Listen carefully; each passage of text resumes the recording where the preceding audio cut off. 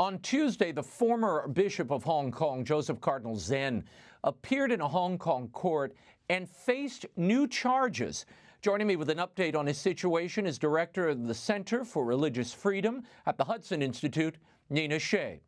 Nina, Cardinal Zen was originally arrested for conspiracy to collude with foreign forces, a charge that under that sweeping national security law carries a life sentence. But now he and 4 other former trustees of this nonprofit relief fund, when they appeared in court on Tuesday, were charged with failing to register the fund with police as, quote, a society.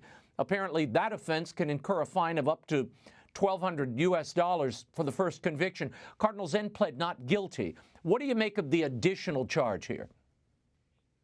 Well, Raymond, it's not a change, it's an addition. So there are 2 charges against the Cardinal, and he will face the more serious national security law charge later this year.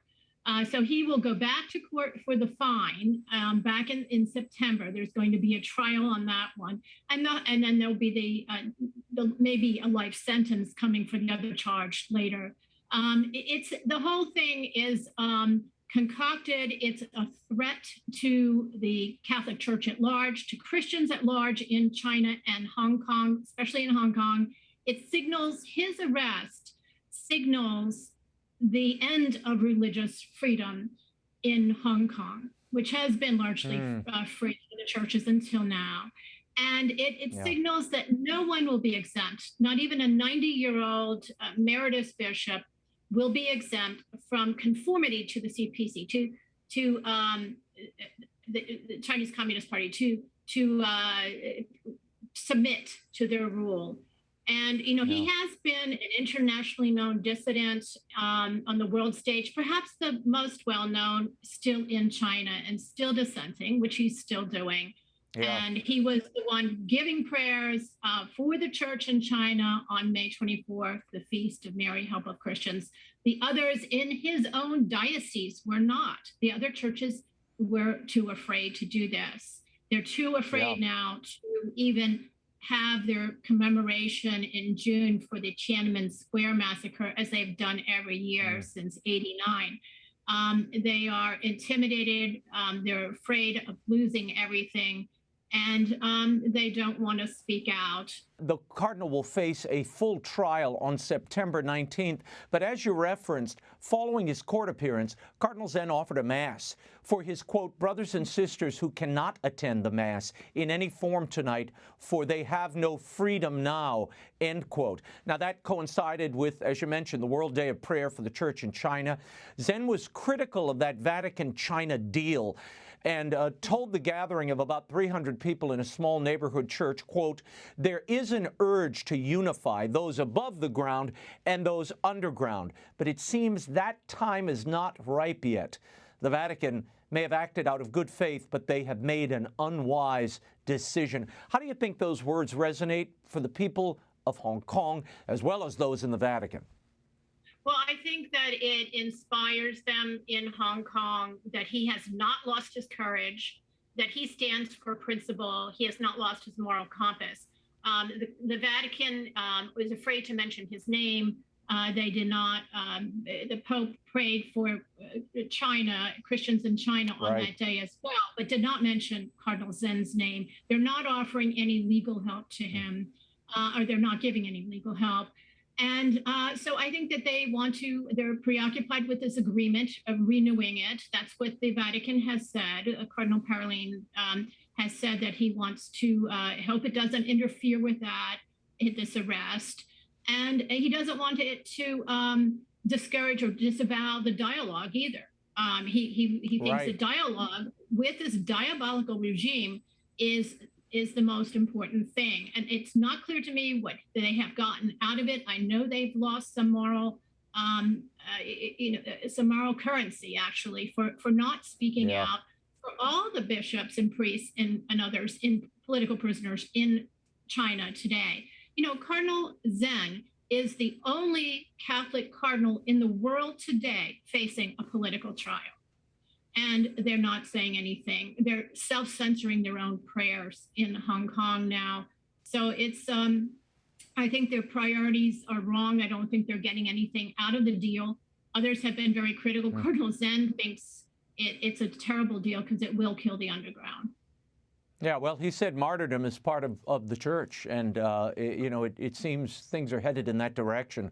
Certainly I encourage everybody, and I know they have been praying for Cardinal Zen and all of the faithful in China who are undergoing such terrible persecution, death, and conscription in their everyday lives. Finally, on Tuesday, Nina, thousands of leaked photographs and documents shedding light on the human toll of the CCP treatment of Uyghur Muslims in Xinjiang were published by the BBC and other media outlets. Now, this happened just as the UN High Commissioner for Human Rights visits cities in the region. The photos and the documents date back to 2018, and they include thousands of mugshots, including children as young as 14, and detail a shoot-to-kill policy for people who try to escape.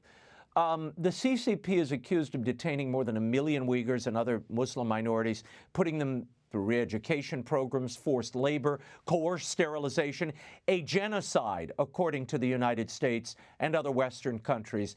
Now that we've seen these photos and the documents, what should the U.S. response be? And you heard from Anthony Blinken this week saying we're going to walk side by side with China and continue to compete and let it be part of the world community. Yes, well, those photographs were extremely moving. I was on a call with some Uyghur activists looking at them. They were in tears. They recognized their relatives, a grandmother, a cousin in those pictures.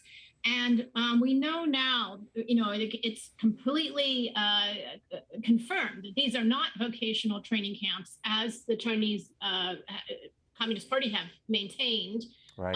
That these are concentration camps.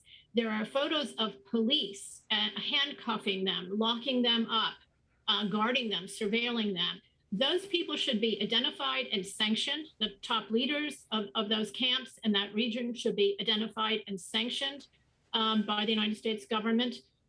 We certainly should be pulling back our investments and trade in that country because it's being used by a regime that's fundamentally evil. On Tuesday, China's ambassador to the UK tweeted, quote, "Such a shame for BBC to carry the fabricated story about so-called detention camps. Pathetic for the media in cahoots with the notorious rumor monger to once again spread disinformation about Xinjiang." Does the CCP think it can spin this story this way, Nina?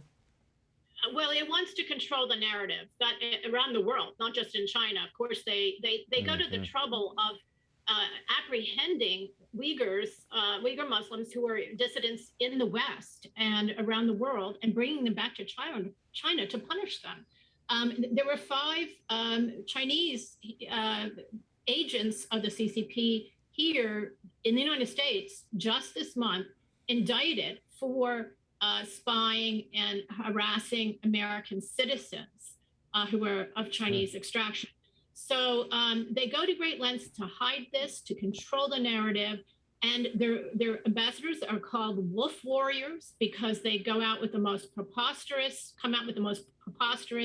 statements, like they wanted to forcibly sterilize and abort babies from women in the camps, in the Uyghur camps, as a way of liberating women. That's what the ambassador in Washington tweeted out, the Chinese ambassador. Wow. It was so atrocious that even Twitter cut him off. They canceled him on Twitter. So it's absurd, but it's horrifying. Nina, we will leave it there. Let's hope the Vatican finds its moral voice in the days ahead. This situation and the number of lives swept up in it are just too numerous to continue to remain silent, including heroes like Cardinal Zen, Jimmy Lai, and so many others. Thank you for your time. Nina Shea, we'll check in the days ahead. Thank you, Raymond.